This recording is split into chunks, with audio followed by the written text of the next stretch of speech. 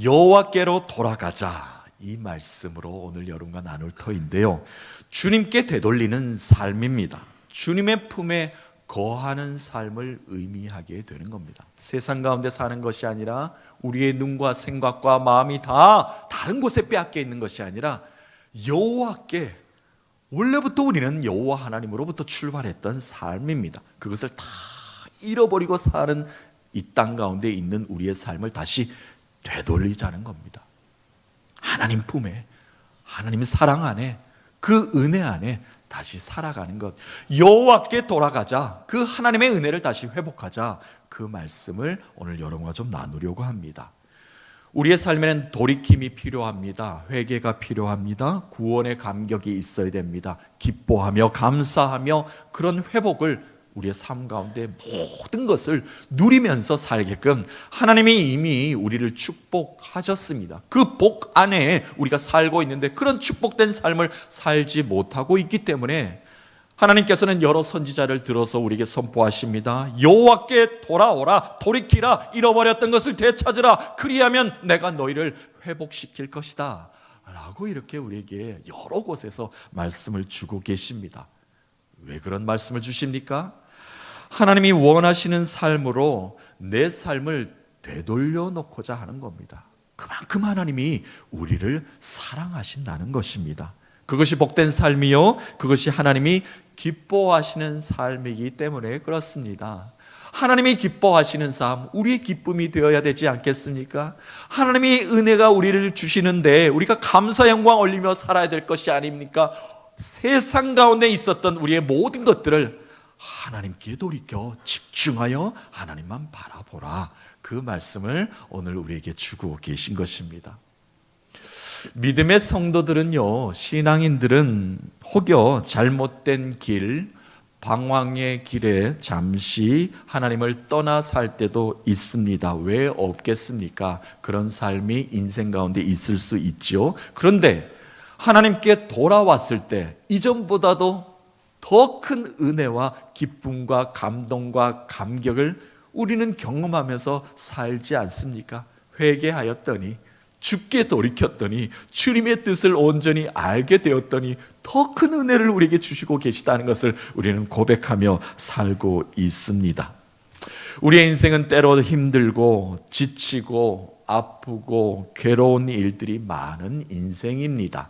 그러나 나를 잘 아시며 나와 늘 함께 동행하시며 주님의 사랑으로 우리의 인생을 되돌려 놓는 것을 간절히 원하고 계시고, 우리가 돌이키기만 할 때 그때 내 인생에 다시 회복의 영을 부어주시는 그 하나님이 계시기에 얼마나 감사합니까? 그 하나님께 돌아오기만 하면, 돌아서 있기만 하면 하나님이 우리에게 복 주신다는 것을 우리는 너무나 잘 알고 있습니다. 한 주간 세상을 향해 있었던 우리의 마음을 오늘 예배를 통해서 주님께 집중합니다. 하나님만 바라봅니다. 세상의 모든 것들 내려놓고 주님의 은혜를 다시 한 번 더 영광 올려드립니다. 주님을 향한 이 귀한 자리에 하나님의 그 은혜와 축복을 마음껏 누리시는 여러 성도님들 되시기를 주님의 이름으로 축원합니다. 호세아 선지자는요, 이스라엘이 하나님을 떠나 있었습니다. 우상에 빠져 있었습니다. 하나님을 섬기고 예배해야 될 백성들이 우상에 빠져 있어서 하나님께 예배하지 못했죠. 그것을 한탄하였던 선지자입니다. 북이스라엘의 멸망, 또 남유다 예루살렘의 멸망을 안타까워하면서 하나님께 돌아갑시다 라고 목 놓아 소리쳤던 선지자입니다. 여호와 하나님께 돌아가야만, 그 사랑을 회복해야만 이 민족이 살아갈 유일한 길입니다. 그렇지 않으면 이 민족은 무너집니다. 이 민족은 완전히 소생할 길이 없습니다. 이 민족의 방향성은 어떻게 찾을 길이 없습니다. 하나님께 돌아가야 됩니다. 하나님을 회복해야 됩니다. 그 사랑 안에 거해야 됩니다 라고 목 놓아 외쳤던 선지자가 호세아 선지자입니다. 오늘 호세아서 6장 1절에서 3절까지 우리가 읽었는데요, 초반절의 말씀이 그 호소하는 목소리에 큰 외침입니다. 이 1절부터 3절까지 말씀을 다시 한 번 더 우리의 말씀으로 받으면서 한 주간 우리의 삶에 지쳐 있었던 영혼, 또 하나님께 떠나 있었던 영혼, 하나님을 외면했던 영혼, 혹여나 하나님을 잃어버렸던 우리의 영혼이 하나님께 집중하기를 원합니다. 하나님만 바라봅니다. 하나님 앞에 서 있겠나이다. 그 은혜가 내게 족하기를 원합니다. 라고 고백하는 우리의 삶이 되었으면 합니다. 여호와께 돌아가야 되는 이유, 첫 번째 호세아 선지자는 이렇게 우리에게 말합니다. 여호와께 위로와 회복이 있기 때문에 그렇다는 것입니다. 하나님께서는 타락한 이스라엘 백성들을 사자처럼, 사자가 짐승을 찢는 것처럼 채찍을 들어 찢으셨다라고 이렇게 표현되기도 합니다. 죽음을 경험케 하셨지만, 그렇죠? 나라가 완전히 무너졌습니다. 아수르의 바벨론의 인근 나라에 완전히 무너졌던 민족들 아닙니까? 그러나 그분께 돌아오기만 한다면, 그분께 돌아와 서 있기만 한다면 하나님은 우리의 잘못을 묻지 않으시고 우리를 버려두지 않으시고 다시 우리를 감싸주시고 싸매주시고 위로해주시는 하나님이시다. 그 하나님께 다시 돌아갑시다 라고 이렇게 호소하고 있습니다. 1절 말씀 다시 한 번 더 읽어보도록 하겠습니다. 1절입니다. 오라 우리가 여호와께로 돌아가자. 여호와께서 우리를 찢으셨으나 도로 낫게 하실 것이요 우리를 치셨으나 싸매어 주실 것임이라. 아멘. 찢으시고 치시는 하나님이시기도 합니다. 성경의 여러 곳에 잘못한 백성들을 바로 잡으시기 위해서, 그 민족을 온전히 세우시기 위해서, 한 사람을 온전히 들어서 세우시기 위해서, 쓰임받기 위해서 하나님께서는 그들을 채찍하고 그를, 한 사람을 별하시기도 하십니다. 성경의 곳곳에 기록되어 있지요. 우리의 삶 가운데도 예기치 못한 고난이 닥칠 때가 있습니다. 시련이 닥치면 우리는 하나님을 한 번쯤은 원망해 보신 경험이 다 있으실 것입니다. 하나님, 어찌 이러한 일이 내 삶 가운데, 나의 인생 가운데, 우리들 자녀들 가운데 일어난단 말입니까? 원망하죠. 그러나 믿음의 성도는 시간이 지나면 세상 사람들과는 판이하게 좀 다릅니다. 시간이 지나면서 깨닫게 되는 것이 있어요. 하나님의 뜻에 서서히 순종하게 됩니다. 그것이 바로 믿음입니다. 하나님, 이만한 것도 감사입니다. 내가 감사 고백하지 못하고 살았었습니다. 이 모든 것이 하나님의 은혜였고 감사임을 이제서야 깨닫습니다. 신앙인의 바른 자세를 우리는 보이게 되는 것 아니겠습니까? 하나님이 우리에게 시련을 왜 주십니까? 우리의 잠든 영혼을 흔들어 깨우시기 위함입니다. 하나님이 우리를 복 주셨어요. 귀한 영혼으로 복되게 살게 만들어 주셨는데 우리가 잠자고 있으니까, 우리가 그 일을 감당 못하니까, 하나님의 뜻에 준행하지 못하니까 하나님은 밀어서라도 우리를 강하게 일깨워 깨우십니다. 영적으로 깨어나라는 겁니다. 하나님의 뜻을 바라보라. 하나님보다 더 중요시 여겼던 세상의 우상들을 모두 내려놓아라. 그래야만 너희가 하나님의 복된 자리에 온전히 이르게 될 것이다.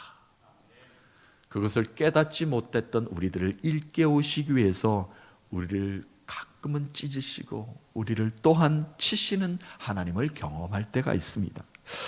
그런데 그것으로 끝나는 것이 아니죠. 시련을 겪게 하시지만 이내 상처를 싸매주시는 위로의 하나님을 우리는 다 경험하며 살아가고 있습니다. 주님이 우리를 어루만져 주시기만 한다면, 주님이 눈물을 닦아 주시기만 한다면 우리는 다시 일어설 수 있습니다.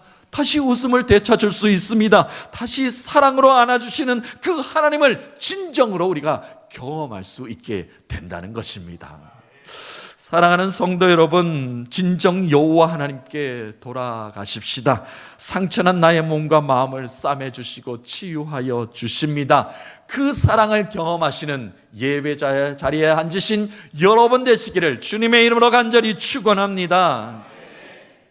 우리가 여호와께 하나님께 돌아가야 되는 이유는 두 번째로 호세아 선지자는 이렇게 말하고 있습니다. 다시 우리가 하나님 앞에서 살아갈 수 있기 때문에 그렇다고 말합니다. 우리는 모두 하나님 안에서 살아야 됩니다. 하나님 앞에서 살아야 됩니다. 하나님을 떠나서는 인간의 행복을 누릴 수가 없습니다. 그저 이 땅의 시간이 흘러가는 대로 내 몸을 맡기고 살 뿐입니다. 하루하루가 얼마나 그렇게 빨리 가는지요. 한 주는 또 얼마나 빨리 갑니까? 올 한 해가 시작되었는데 또 한 달이 다 지나버린 것 아니겠습니까?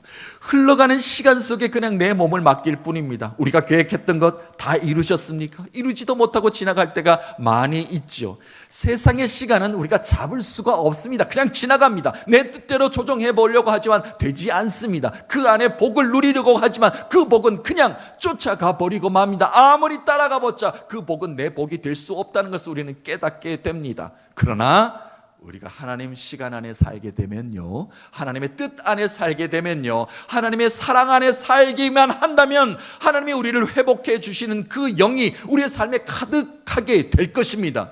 우리 눈에 보이지는 않지만 하나님의 시간은 흘러갑니다. 그러나 하나님은 하루하루를 우리 일깨워 주시며 우리를 세워주시고 회복시켜 주신다는 것을 우리는 경험케 될 것입니다. 하나님은요, 하루가 지나고 이틀이 지나 시간이 지나면 지날수록 우리를 살려내시는 하나님이십니다. 정해진 시간이 되면 우리를 일으켜 세우시며 다시 하나님 앞에 세우시며 하나님 앞에서 온전한 복을 누리며 살게 만들어 주십니다. 호세아 선지자가 2절에 그 말씀을 선포하고 있습니다. 2절 다시 한번 더 읽어봅니다. 여호와께서 이틀 후에 우리를 살리시며 셋째 날에 우리를 일으키시리니 우리가 그의 앞에서 살리로다. 아멘. 여기서 셋째 날, 3일째 되는 날의 상징적인 의미는 이러합니다. 호세아 선지자의 선조들의 이야기를 끄집어내는 거예요. 하나님이 시내 산에서 모세를 부르실 때 산 아래에 있는 백성들에게 하나님이 바로 그냥 나타나 가시지 않으셨습니다. 왜 그렇습니까? 모세에게 말씀하셔요. 내가 곧 너희들에게 갈 것이다. 사흘의 시간을 주겠다. 셋째 날 너희들이 가기 전까지 너희들은 성결하라, 정결하라, 거룩함에 하나님을 만날 준비를 하라. 이렇게 말씀하십니다. 시간이 주어졌습니다. 하나님을 만나는 시간, 하나님이 정해진 시간, 복은 그날 우리에게 임하여집니다. 그런데 우리가 준비되어 있어야 된다는 겁니다. 기도의 응답이 빨리 왔으면 좋겠지요. 하나님이 왜 이렇게 더딥니까? 하나님이 복 주신다고 약속하셨는데 왜 이렇게 시간이 더딘지 모릅니다. 그러나 하나님은 기다리라고 말씀하십니다. 그런데 우리의 눈에는 보이지 않지만 하나님은 하루가 지나고 이틀이 지나고 사흘이 지나고 시간이 지날 때마다 우리를 변화시키고 있다는 것을 우리는 믿어야 할 것입니다. 요나는 물고기 뱃속에서 사흘간 회개의 시간을 겪게 만드셨습니다. 빨리 어둠을 꿰차고 밖으로 나아가고 싶었습니다. 그러나 그 시간은 주어지지 않았습니다. 하나님의 시간이기 때문에 그렇습니다. 그 안에서 회개하였더니, 준비하였더니, 마음을 다시 여호와께로 돌렸더니 여호와 하나님께서는 다시 물고기 뱃속에서 요나를 뱉으시면서 니느웨 성에서 그 선지자의 역할을 다 감당하게 만들어 주셨습니다. 고난 후에 하나님은 우리에게 복 주십니다. 우리를 고난 후에, 기다림 후에 다시 하나님 앞에 온전히 세우셔서 살게 만들어 주십니다.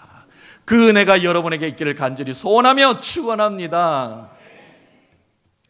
창세기 17장에 보면 나이가 100세가 다 된 노인 한 사람 아브라함에게 하나님께서 이제 거의 막바지 나타나셨어요.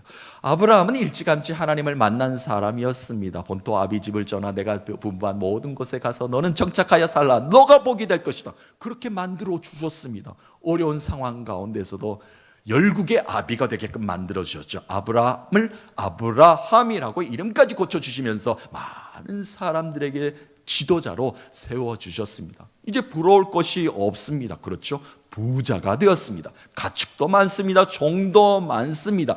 넓은 땅도, 농토도 다 가지게 되었습니다. 남부러울 것 없어요. 그런데 하나님께서 100세가 된 거의 다 된 아브라함에게 나타나셔서 하시는 말씀이 아브라함아 너는 내 앞에서 온전히 완전하라.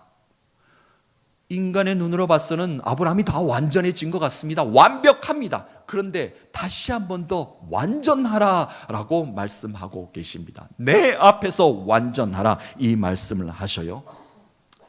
아브라함에게는 한 가지 근심이 있었습니다. 하나님께서 큰 민족을 이룬다고 하셨는데 아직 아브라함에게서 장자의 아들이 아직 태어나지 않은 것 아닙니까? 그래서 근심이 많았죠. 언제 큰 민족을 이룬단 말입니까? 자신감이 결여되어 있습니다.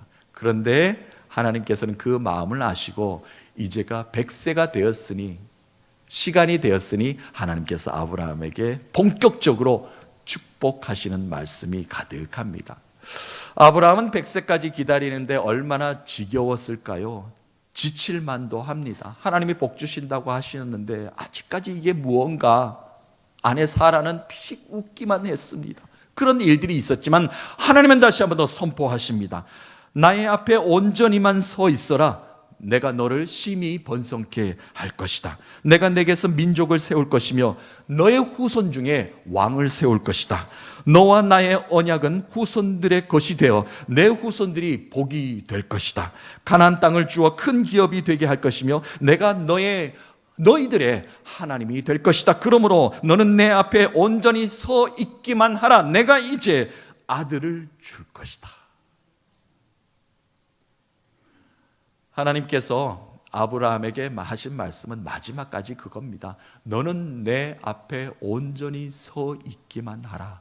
모든 것은 내가 할 것이다. 우리는요, 하나님 앞에 온전히 서 있기만 합니다. 하루가 지나고 이틀이 지나고 사흘이 지나고 우리 눈에는 역사가 일어나지 않습니까? 그러나 하나님은 이미 일하고 계신 하나님이십니다. 하나님은 이미 우리의 삶 가운데 역사하고 계신 하나님이십니다. 하나님 앞에 살아야 됩니다. 떠나지 말아야 됩니다. 혹여 떠나 있다면 하나님 앞에 빨리 돌아와 하나님 앞에 서 있어야 됩니다. 하나님은 우리를 하나님 앞에 온전히 서 있기를 원하십니다. 그리고 하나님 앞에 일꾼으로 세우십니다. 세상을 두려워하는 것이 아니라 상황에 자신을 잃고 사는 것이 아니라 하나님 앞에 온전히 서 있기만 한다면 하나님이 약속하신 복을 누리게 만들어 주십니다.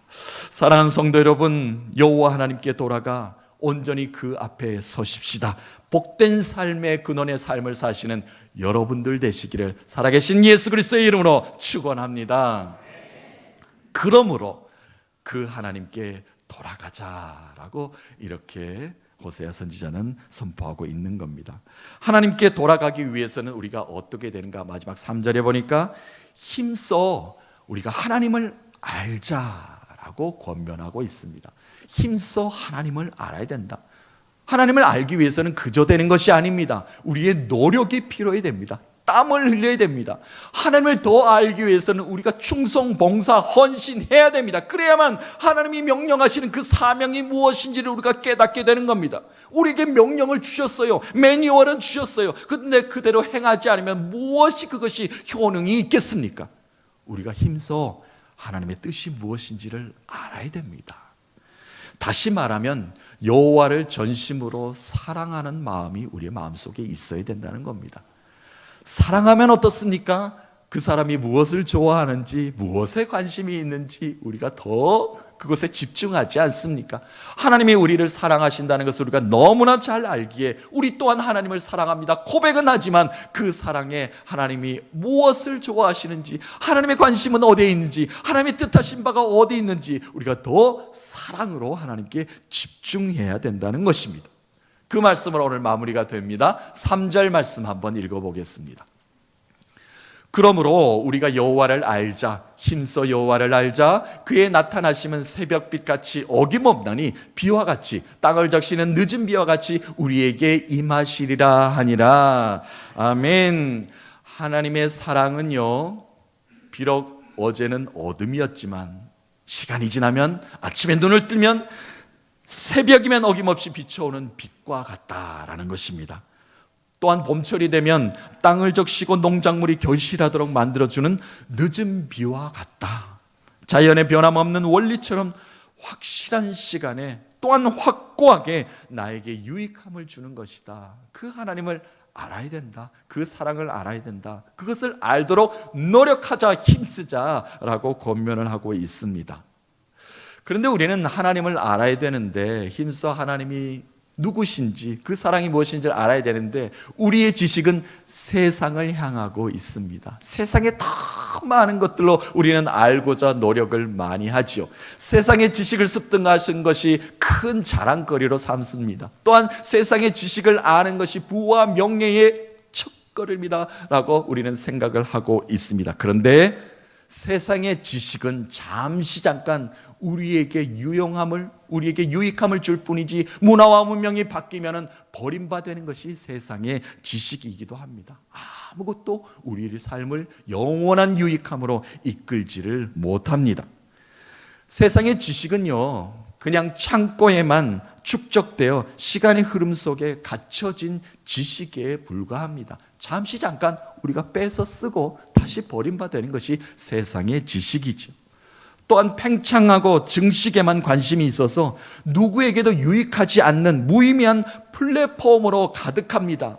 나를 좀 바라봐 주시오. 여러 가지 창구들이 우리를 유혹합니다. 그런데 거기에 손을 덥석 잡는 순간 우리를 잘못된 길을 유혹의 길로 빠뜨리는 세상의 지식들이 얼마나 많은지 모릅니다. 또한 전혀 제어가 되지 않는 인공지능이 전하는 지식의 틀들도 우리는 알고 있습니다. 인간의 삶과는 무관합니다. 그런데 스스로 활약상을 뽐내고만 있는 듯합니다. 그것이 다인 것만 같습니다. 그런데 인간의 삶에 적용해 보려고 하면 세상의 지식은, 어떤 정형된 틀은, 이론은 우리의 삶에 전혀 적용이 되지 않습니다. 그러나 하나님은, 예수 그리스도는, 성령님은 우리의 삶의 적용점을 찾게끔 만들어 주신 분입니다. 십자가에서 구원하셨고 십자가의 죽으심으로 우리를 영원한 생명으로 이끄신 분이라는 겁니다. 그 하나님을 알아야 됩니다. 그 하나님만이 우리의 참 지식이라는 것을 우리가 깨달을 수 있어야 된다는 것입니다. 세상의 지식은 잠시 편리함을 제공할지 몰라도 삶의 자유를 제한하고 있습니다. 그렇죠. 우리를 가둬놓기에 급급한 것이 바로 세상의 지식 아니겠습니까? 우리가 힘써 노력하여 시간을 투자하여 알아야 할 것은 진리 대신 하나님이십니다. 진리를 알지니 진리가 너를 자유케 할 것이니라. 예수 그리스도께서 우리에게 선포해 주신 말씀 아닙니까? 진리 대신 주님 안에 거한다는 것이 무엇입니까? 말씀 안에 거하는 겁니다. 말씀이 진리가 되어야 됩니다. 거한다는 것은 그 말씀대로 사는 삶을 뜻하는 것입니다. 그 말씀대로 살기만 한다면 우리가 자유로워질 수 있다는 말씀인 거예요. 죄와 사망의 법에 놓여 계십니까? 우리가 자유하기 위해서는 진리의 말씀을 붙잡아야 됩니다. 하나님을 알아야 됩니다. 그 말씀이 우리의 생명이기 때문에 그렇습니다. 더 이상 우리가 죄에 종살이 할 필요가 없습니다. 왜냐하면 우리를 풀어주시는 주인 되시는 여호와 하나님이 계시기 때문에 그렇습니다.